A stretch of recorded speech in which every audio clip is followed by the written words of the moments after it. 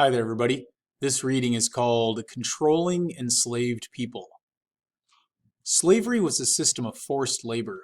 To make this system work, slaveholders had to keep enslaved people firmly under control. Some slaveholders used harsh punishments, beating, whipping, branding, which is like burning the skin, and other forms of torture to maintain that control. But punishments often backfired on slaveholders.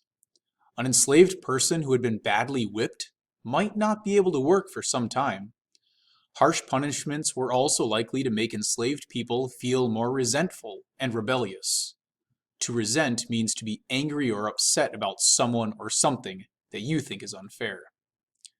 Slaveholders preferred to control their workforce by making enslaved people feel totally dependent on their masters.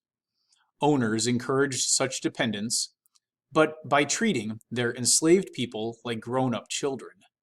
They also kept their workers as ignorant as possible about the world beyond the plantation. To be ignorant means to be unaware. Frederick Douglass's master said that an enslaved person, quote, should know nothing but to obey his master, to do as it is told. Enslaved people who failed to learn this lesson were sometimes sent to slave breakers.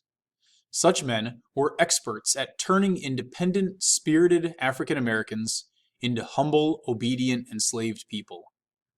When he was 16, Frederick Douglass was sent to a slave breaker named Edward Covey. Covey's method consisted of equal parts violence, fear, and overwork. Soon after Douglass arrived on Covey's farm, he received his first whipping. After that, he was beaten so often that aching bones and a sore back were my constant companions, Douglass said. Covey's ability to instill fear in his enslaved people was as effective as his whippings. Enslaved people never knew when he might be watching them. Quote, he would creep and crawl in ditches and gullies, Douglass recalled, to spy on his workers. Finally, Covey worked his enslaved people beyond endurance, wrote Frederick Douglass. Quote, we worked in all weathers. It was never too hot or too cold. It could never rain, blow, hail, or snow too hard for us to work in the field. The longest days were too short for him, and the shortest nights too long for him.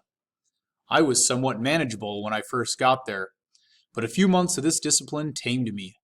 I was broken in body, soul, and spirit. The dark night of slavery closed in upon me.